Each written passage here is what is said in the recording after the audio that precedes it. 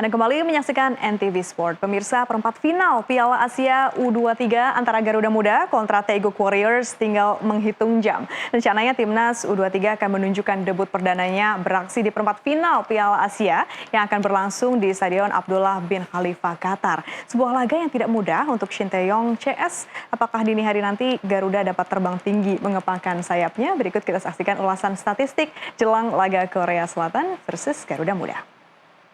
Ya, sahabat NTV, terima kasih masih bersama kami di NTV Sport. Tadi kita sudah melihat ya sejumlah cuplikan berkaitan dengan laga yang akan dihadapi oleh tim U23 Indonesia melawan Korea Selatan dini hari nanti.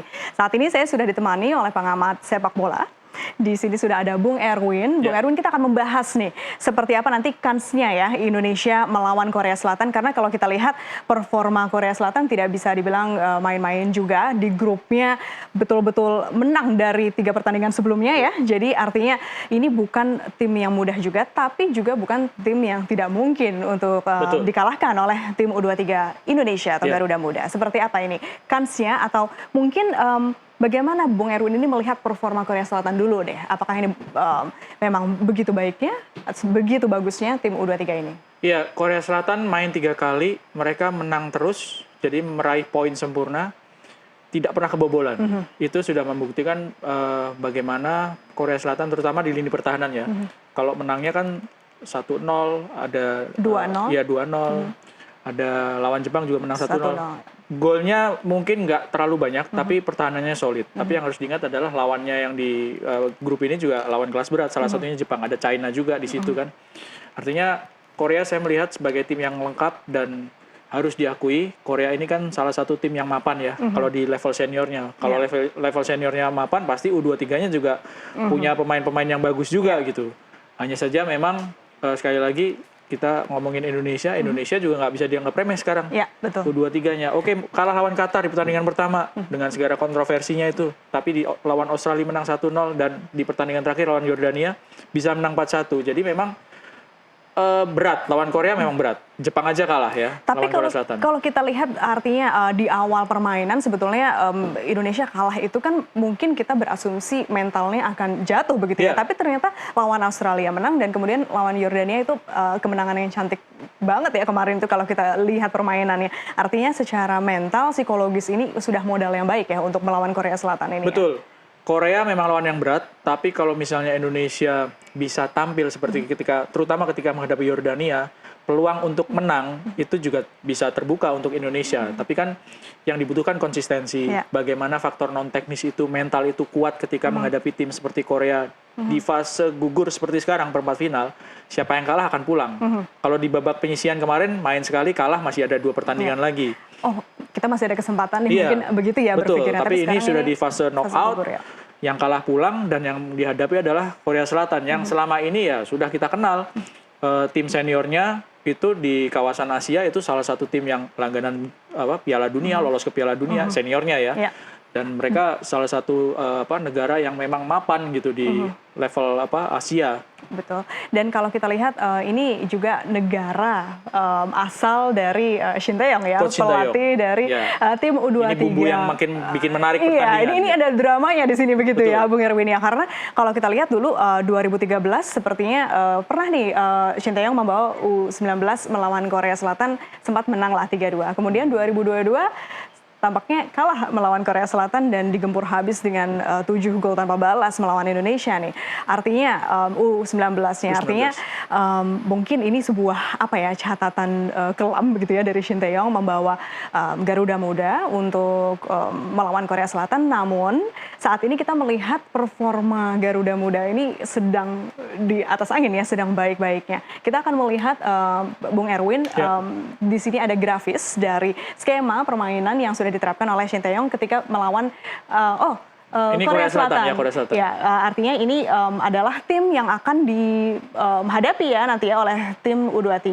Seperti apa Bung Erwin melihat ini? Mungkin dari pemain-pemain di sini ada yang harus diwaspadai begitu ya oleh pemain kita. Yang menarik dan menjadi salah satu keunggulan dari Korea Selatan adalah di 3 pertandingan itu susunan pemainnya itu bisa dirotasi dengan sangat ekstrim oleh pelatih Korea Selatan. Di 2 pertandingan awal mereka pakai formasi 3-4-2-1. 4-2-3-1, sorry. 4-2-3-1 di 2 pertandingan awal. Tapi ketika menghadapi Jepang, formasinya beda jadi 3-4-3.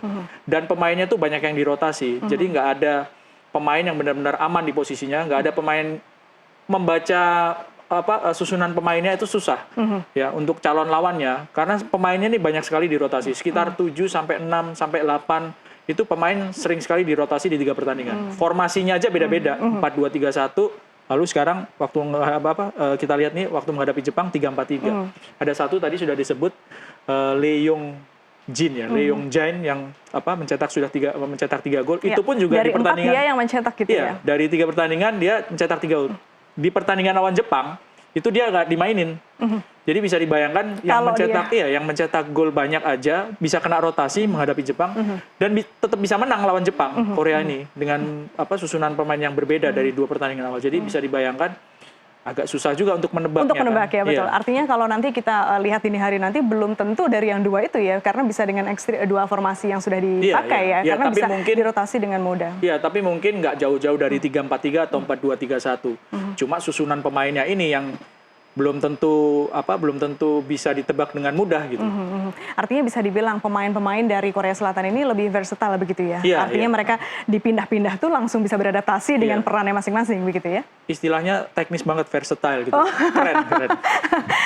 Tapi kalau kita bicara soal versatile, sebetulnya kita juga punya kan pemain yang seperti itu. Ada beberapa. Adalah yang kita bela-belain banget nih untuk balik lagi main. Siapa tuh?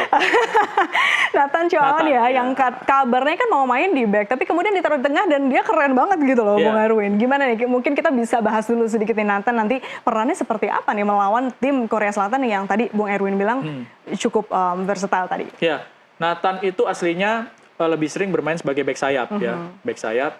Tapi ketika di pertandingan pertama Ivar Jenner terkena kartu merah, Ivar kan pemain tengah. Nathan akhirnya di pertandingan kedua lawan Australia ditaruh di tengah oleh Coach Sintayong dan tampil bagus ya.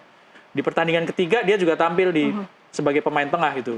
Karena Ivar sudah bisa main, lalu di belakang ada Justin Hubner. Jadi bisa main di back sayap, bisa main di tengah. Selesai pertandingan lawan Yordania, dia pulang ke klubnya di Belanda. Tapi sama ketua umum PSSI, klubnya di lobi udah balikin lagi ke pinjam lagi deh untuk memperkuat ini Indonesia lawan Korea gitu. Akhirnya dilepas dan dari situ bisa kelihatan bahwa Coach Sintayong tim Indonesia itu memang sangat membutuhkan jasa ataupun tenaga dari Nathan. Bisa dibilang nggak nanti kalau tim lawan nanti tahu nih seberapa penting Nathan buat Indonesia, artinya nanti dia bakal benar-benar jadi sasaran begitu ya, fokus untuk dijaga begitu ya oleh tim Korea Selatan. Karena tampaknya ini kemarin diperjuangkannya bukan hanya oleh pemerintah loh, tapi oleh netizen juga, semuanya kan komen ya di di klubnya. Iya, supaya dibalikin nih karena kita butuh banget Nathan nih Bung Erwin. Iya. Jadi gini, saya rasa Nathan memang salah satu pemain yang penting, tapi dalam sepak bola itu mainnya tim ya. Betul. Semua pemain bisa mempunyai peran sendiri-sendiri dan sama-sama penting. Kalau misalnya Nathan diwaspadai ya pemain lain juga perlu diwaspadai ya. Karena kan ada pemain seperti Marcelino Ferdinand yang sudah mencetak 2 gol ya. Ada Rafael Struijk juga yang jadi striker. Pemain-pemain Witan Sulaiman yang bikin gol cantik banget waktu lawan Yordania. Jadi pemain-pemain selain Nathan pun juga Korea juga nggak boleh anggap Korea kalau misalnya anggap remeh silahkan, tapi bisa menjadi bumerang ya bagi Korea. Tapi nggak sih kayaknya Bung Erwin, karena pelatihnya sendiri udah bilang ini nggak bisa dipandang sebelah mata gitu ya, karena mereka juga tahu bagaimana performa tim U23 terutama ketika menghadapi Yordan ya. Iya, betul sekali. Kalau kita bicara soal tadi pemain yang disebutkan oleh Bung Erwin dari Indonesia, kita tahu bahwa STY ini perannya banyak sekali ya sejauh ini gitu ya, beberapa tahun ini memandu timnas Indonesia begitu ya, termasuk juga yang U23. Dari pemain-pemain ini yang main kemarin semuanya bagus-bagus ya. Mana yang menurut Bung Erwin paling terpoles gitu ya, menjadi bersinar karena di bawah asuhan Sintayong? Rata-rata progresnya itu memang bagus, memang luar biasa ya. Tapi kalau harus saya harus milih salah satu, Marcelino Ferdinand sih ya. Ini pemain kan masih 19 tahun umurnya, belum sampai 20 pun belum gitu ya. Dia masih bisa main di tim U20, tapi dia sudah bisa main di Belgia, bisa main di Eropa gitu kan ya. dan selama dipegang ataupun tim Indonesia ini dilatih sama coach Sintayong, dia sudah main di tim senior, Marcelino. Main sekarang di U23 juga main. Di U20 juga masih bisa main gitu. Jadi perkembangan progresnya Marcelino ini menurut saya salah satu yang paling pesat. Ya itu tidak terlepas dari bakat dia juga kan ya. Bakat dia, disiplin dia sebagai pemain, keberanian dia untuk memutuskan main di Belgia. Itu kan nggak mudah untuk dimiliki pemain dengan usia ya kita 19 tahun masih ngapain sih? Dulu kan dia sudah berani untuk keluar negeri sendiri, main di sana, bertarung dan progresnya bagus.